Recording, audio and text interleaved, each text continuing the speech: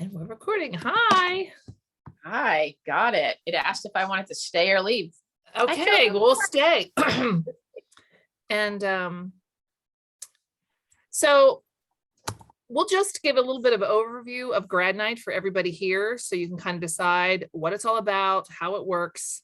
And first I'll introduce myself. I'm Nancy Brinchero. I joined 8 years ago to the committee, not 9.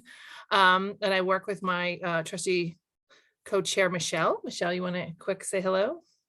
Hello, quickly. Yes, me. Been here since day one, or day minus like 283. January of 2013. 13 it started. In fact, that's where we'll start tonight. We will explain a little bit of the history of grad night, where it started. Then normally we'd show a video kind of that gives you some snapshots of all this, but it's easier to see that via a link. So we'll send that out to everybody via a link. We'll talk a little bit about just a high level run through of what grad night is, what the schedule looks like. Talk a little bit about the background, the secret to our success, our grad night recipe, as we call it.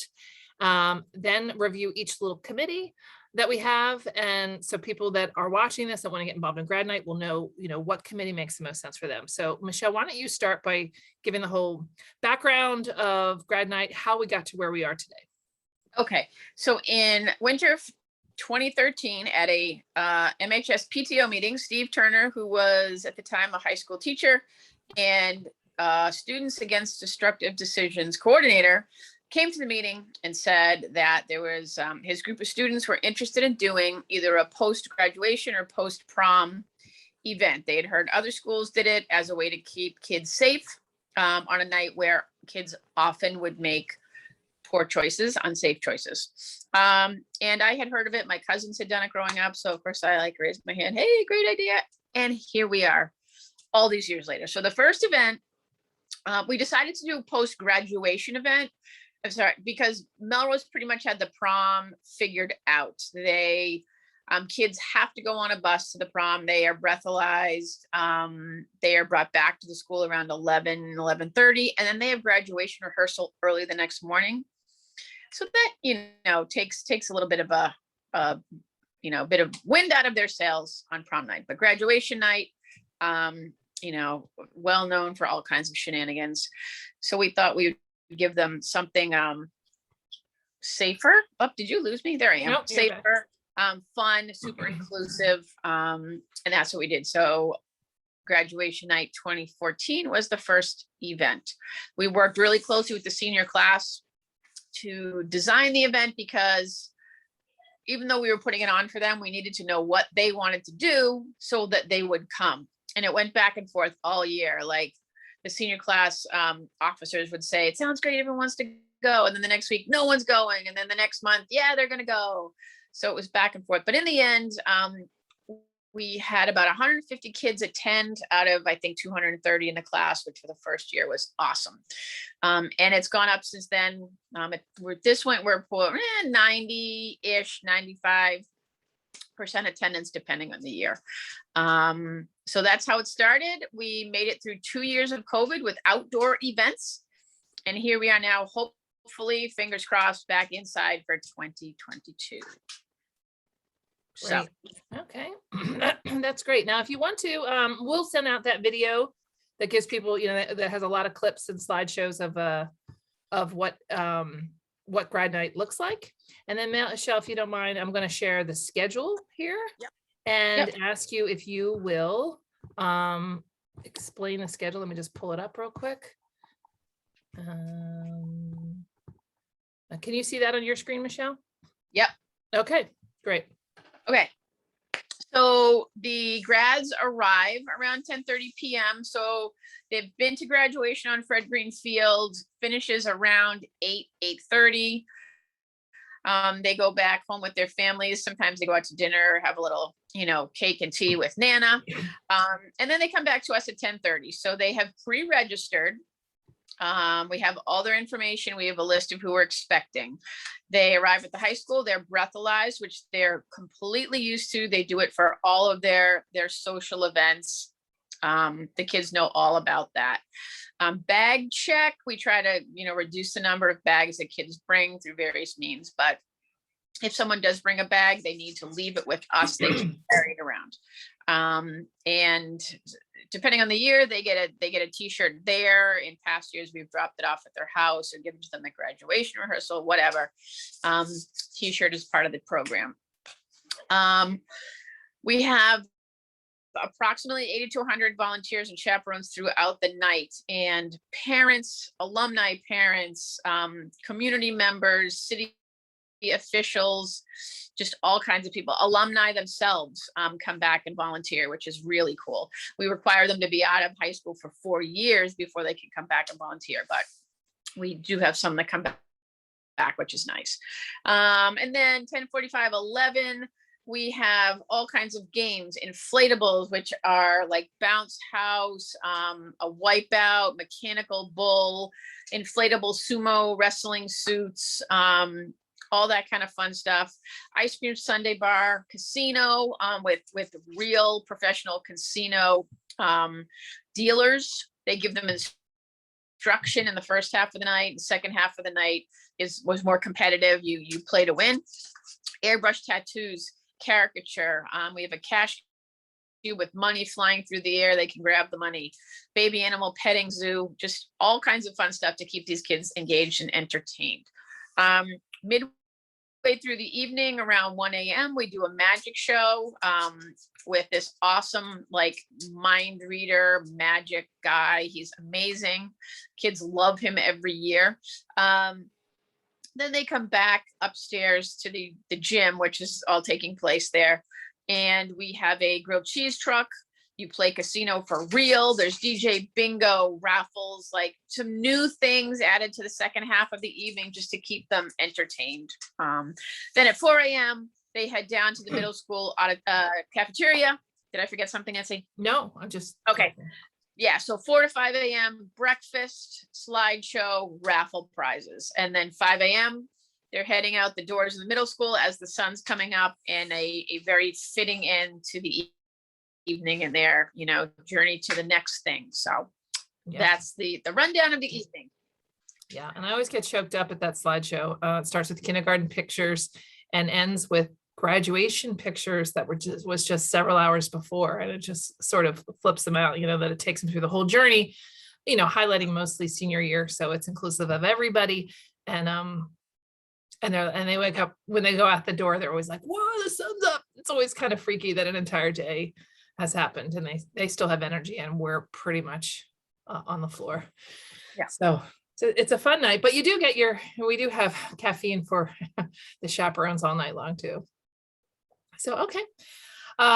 So what I wanted to talk about after that was just talk about the grad night recipe. And I say grad night recipe because we really do repeat grad night every year. We've learned from what is good.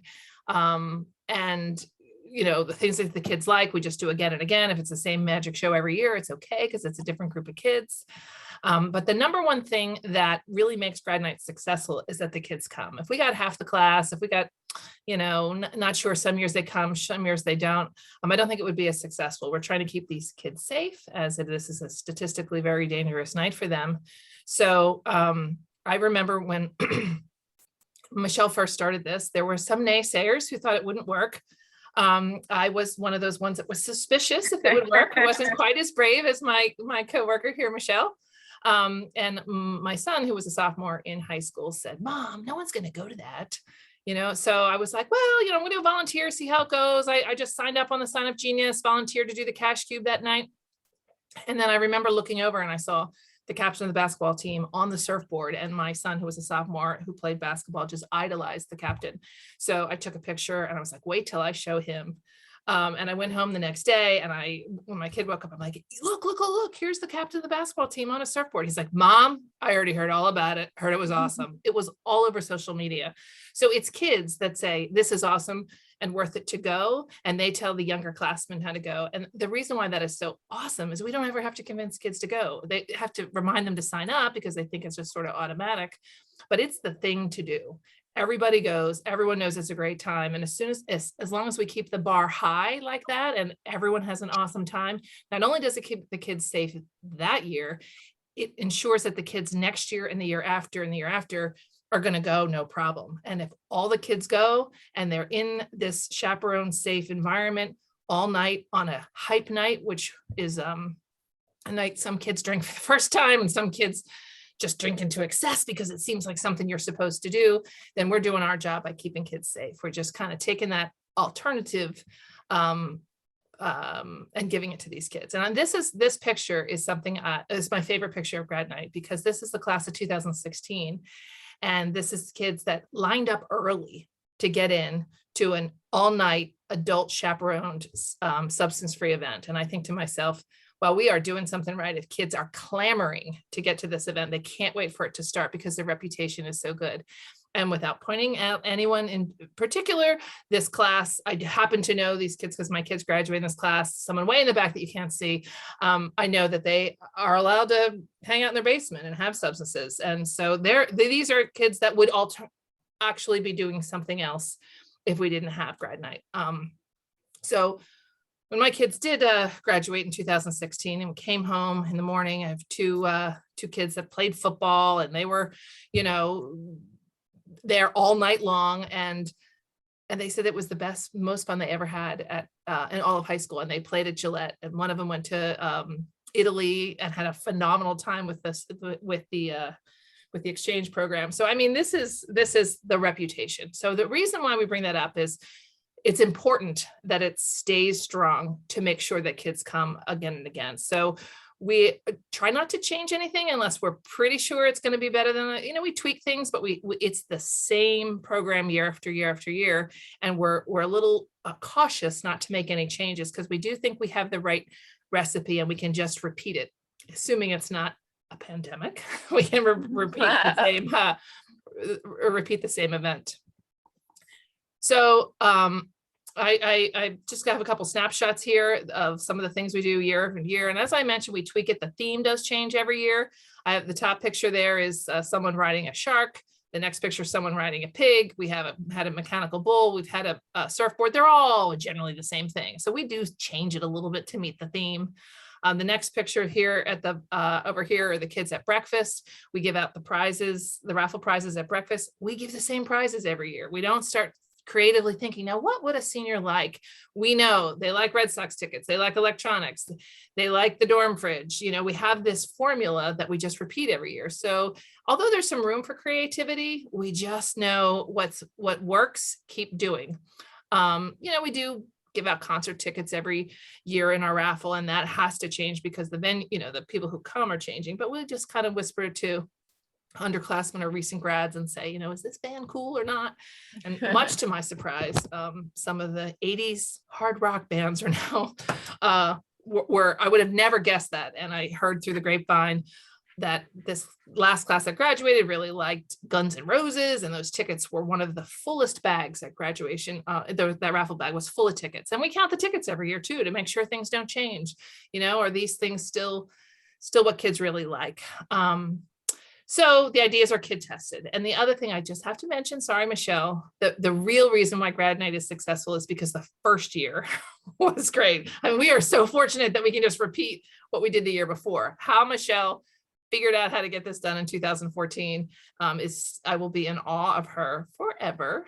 It wasn't me. I just was silly enough to raise my hand. And then one thing I was smart enough to do was to surround myself with smart, creative, talented people. So that's one thing I was able to do, and continuing that as we've gone along. And that's what we're trying to do now, because why, Nancy? Why do we have to get a new crew to learn the ropes this year? Yes, that's very, very good point. The reason why we're so interested in recruiting this year and broadening our committee and reaching out to people that have kids in younger classes, because Michelle and I are both aging out, so to speak. Michelle signed a contract with me that she would stay on until my oldest graduated, which is this year. I have a senior, is my last kid of 4. So we will be retiring, and others on our committee are retiring this year or next. So this is the year that we want to teach everybody the formula. We want to just say, just watch. You don't have to come, where you're not going to be put in a stressful situation where you're not sure what to do. We'll show you exactly how every committee works. And you can help us, and hopefully maybe roll into a more leadership position next year. So that is our goal. So with that, I'll just go over the 4 committees real quick so you can decide which committee works for you.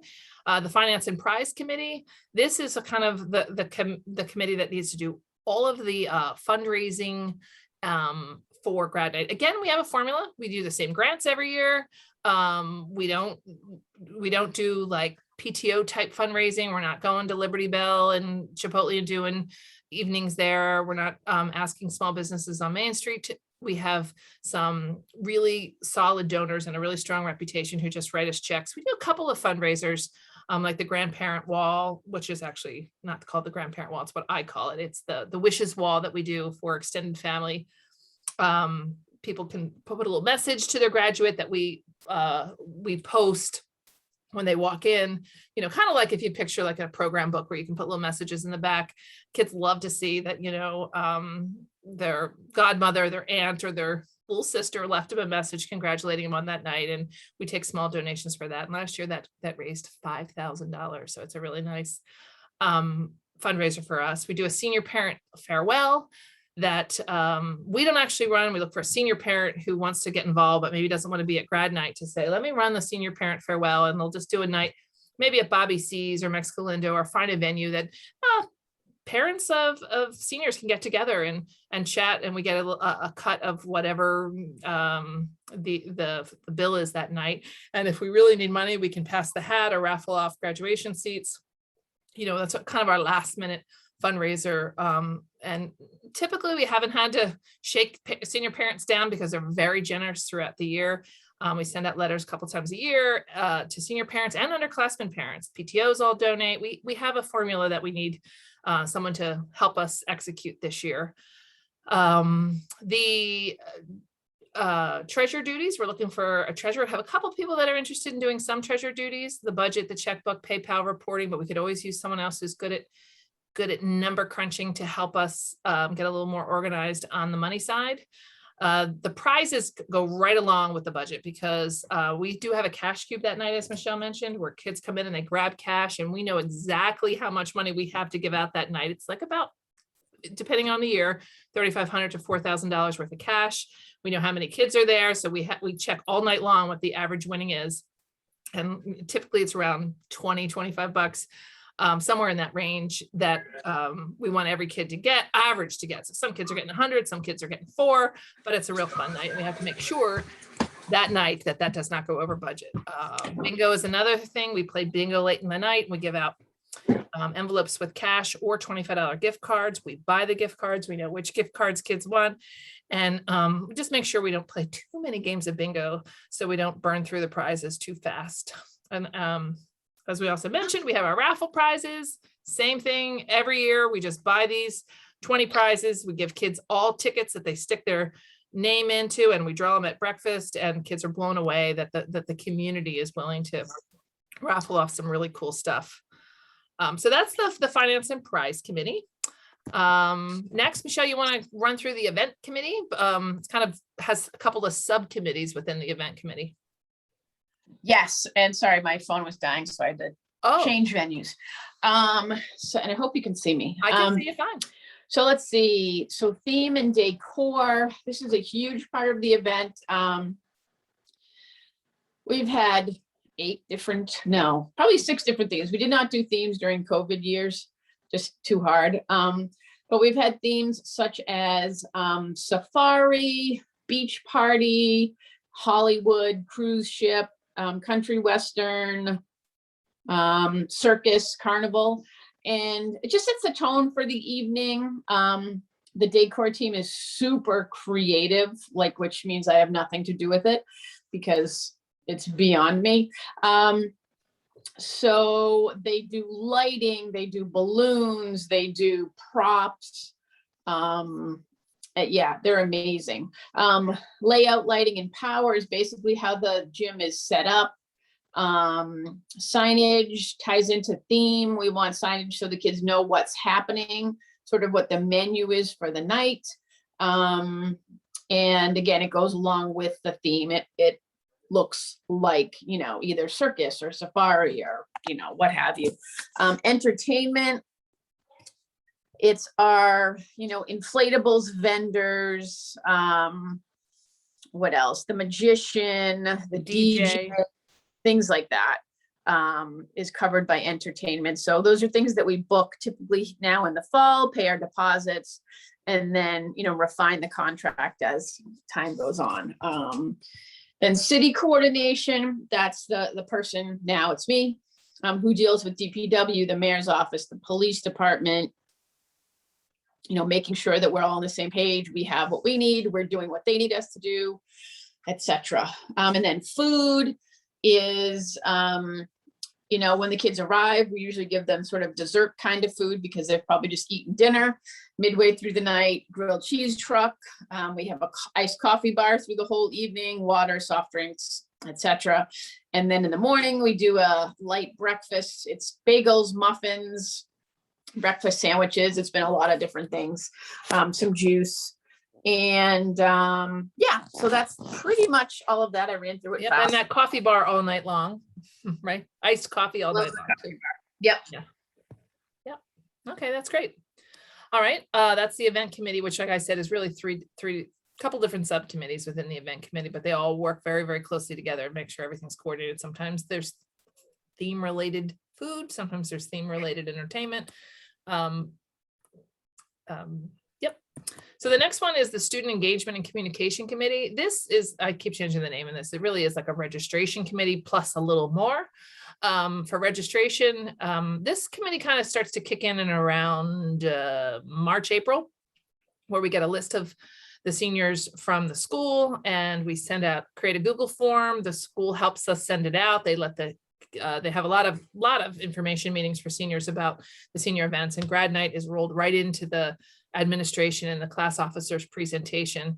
So they'll send out the Google form for us, which explains grad night, ask the kids to sign up. It's free for them, but it makes sure that they sign the rules, that they're going to follow the plan, and they're going to, we ask for their parent information.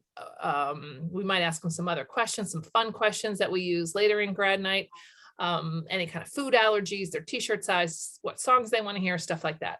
So that goes out, and the only thing we have to do is remind kids to do it, because kids will either sign up twice or not at all. That happens every year, so we just have to reconcile, make sure we got everybody registered for the event, so we know who's coming. And really, if there's any food allergies, that's like one of our main things that we want to make sure that we know, or if there's any other medical issues that we need to be aware of.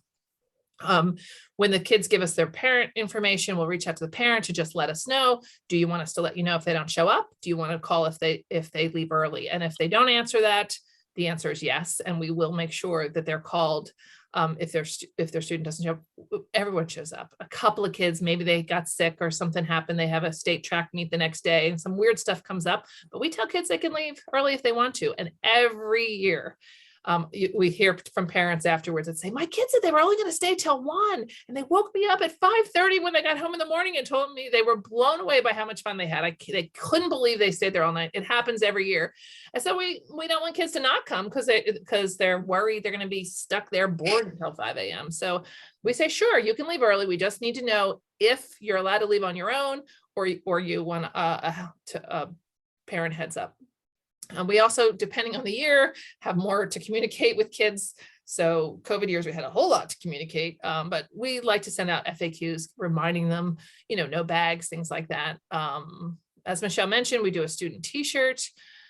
Sometimes it's theme related, sometimes it's not. We've given it out that night, but it does cause this whole half the kids want to change while they're there, and then what do they do with their old shirt kind of thing. So last year we gave it at graduation rehearsal, which I thought worked out really well.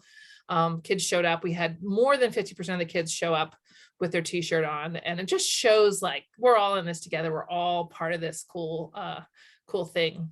Student safety is huge. We make sure that lines up the breathalyzer. Of course, in COVID years, the student safety thing was much more than that. Some years we've done student feedback post event surveys. Some years no, because we sort of have learned from the feedback what we need to know, but we could always do another student survey if needed. As I mentioned, the MHS admin team helps us with all this communication, so we don't have to do a lot of direct communication.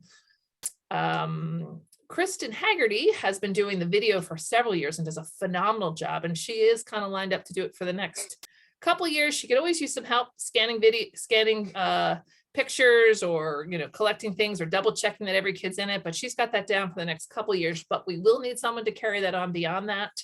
Some years we've done some trivia PowerPoint, kind of as a filler as we're in between events. That's not mandatory, but it was kind of fun. And then at the event, when kids show up, this team is also in charge of when kids show up, checking them in. We give them a wristband just so we know when someone leaves who they are, because it's kind of embarrassing to say, I'm sorry, who are you again? So we do a student check-in, and if they're bringing a bag, we'll check it for them. Some years we've had them sign a waiver. We might make that more electronic this year, but sort of like making sure of all the student stuff. So that was a little long-winded because it's a lot of miscellaneous things, but it's a fun committee. It's easy, but it starts around, I would say this is something that's more of a April, May timeframe, this committee. And then the last one is volunteers and event sustainability. I don't know. This one is kind of in two parts. One is committee recruitment. As we have learned, it's really important for kids, for parents to be involved. Like I went the first year just to show up for a couple hours, and now I'm in because I love grad night and I love what it does for our community. So we want to make sure that grad night lasts forever and ever and ever. So we want to make sure that this committees always we're communicating, we're marketing grad night. We've gone to PTO meetings. We've done like evening wine and cheeses in adults' homes to talk about grad night, because a lot of underclassmen, middle school parents, and even elementary school parents don't know about it. When they hear about it, they're like, well, that's pretty cool. And they start to get involved. And that's what we want to do. So it always continues for forever and ever in Melrose. So part of that is this year's committee will make sure that events like this afterwards, we're following up with everybody who wants to know about a committee. If there's any holes, they'll help fill in. Sometimes jobs come up too, very specific jobs might come up, and we're looking for someone to do this, and they'll go out and find someone, maybe post on Facebook, we're looking for someone to make raffle tickets, or we're looking for someone to do XYZ. Then closer to the event, we will, a lot of one-time jobs will come up. We need specific people in advance to know how bingo works and to recruit, or know how the cash cube works, or to go help with the Corey forms, or what have you. So this team will start to reach out and fill in some of the event jobs. And then what we still need to recruit for, they'll do a sign up genius and fill in for the volunteers, and make sure we get people to sign up to take a shift, do a job, whatever it is that we need them to do that night. Then when the volunteers show up, make sure they know what they're doing. We give them a nice shirt, coordinate all that, teach them what they're doing, make sure this team needs to communicate very heavily with the event team to know where we need volunteers. Maybe it's someone just sitting by the bathroom door. That night, the volunteer committee will make sure everyone's in their spot. And if someone, maybe rotate them a little bit. So someone might be doing a boring job for a couple hours, but then they go sit and help with the baby animals, or help with bingo and do something a little more interesting, and keep the volunteers, allow them to get a break, or get some food, etc. So that is the Volunteer and Event Sustainability Committee. So those are the 4 committees that we're looking for people to join. And like I said, learn the ropes. So in this email, we will include who to contact if any of these committees are drawing you to, or if there's something specific that you think you can help us with that might not be on this committee. We'd love to hear that too. So Michelle, what did I miss? Anything? Nothing. You did all of it. Talk too much. But I will just say, I did not say that.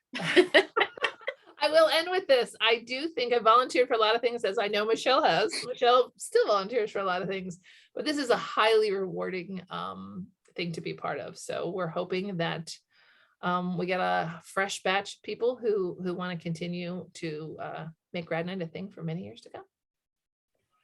Awesome. All right. Thanks, everybody. Thanks, Michelle. Thanks, Nancy. Talk to you soon. Bye.